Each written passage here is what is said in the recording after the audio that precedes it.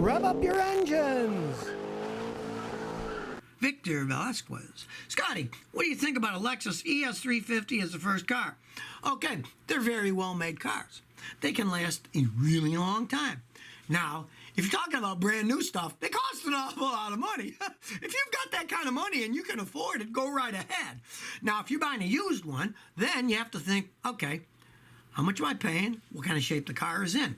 Like anything, you trust no one but a mechanic that you know knows their stuff like me.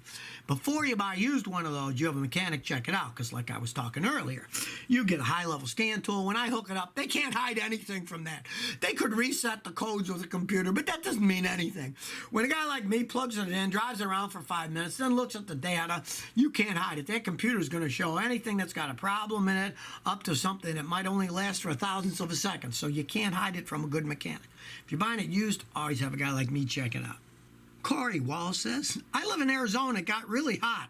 My car wouldn't start. It's been fine. I only did it once. Any ideas? I bought a battery for it. 2006 Pontiac Solstice. Okay, here's the thing. When did it not start? If it didn't start first thing in the morning, then odds are your starter's starting to go out. But if it did it after you drove it and the car was hot, and then it had a hot soak and it wouldn't start. There's a lot of reasons that could do that. It could be the starter, like I said, or it could be that the fuel injectors are leaking a little, flooded the engine out. But if you found that when it was cold and you tried to start it, nothing happened, and you put a new battery in it, change the starter, it means the starter's starting to go out. But I mean, if you only did it once, see what happens. But if it starts doing it regularly, replace the starter. That's the most common thing on one of those. Adrian Ochoa says, I got an 02 V6 Mustang. The AC compressor makes horrible noises. What's the best way to fix it? I heard the AC clutch was the best way to go. Well, I totally disagree with that. Here's the thing. If you have an air conditioning compressor and it starts making noises, it doesn't matter if it's the compressor itself or the clutch that's making noise. If a clutch is wearing out on an AC compressor, 9 times out of 10, it's wearing out because the compressor itself is wearing out. It's straining the clutch too much and it starts to break down.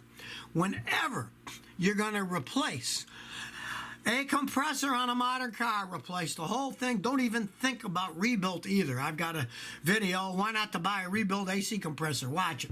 Only buy brand new. Now, you don't have to buy brand new factory. I buy a lot of aftermarket AC compressors that last for years and years and years. But you got to go new and don't try to fix your old one.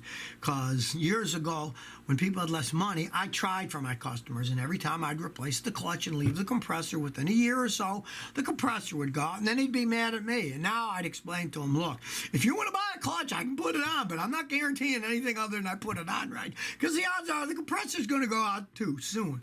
You have to be logical when you're fixing those things. You can't just start thinking, oh, I can replace a piece of it. You want to replace the whole thing. So if you never want to miss another one of my new car repair videos, remember to ring that bell.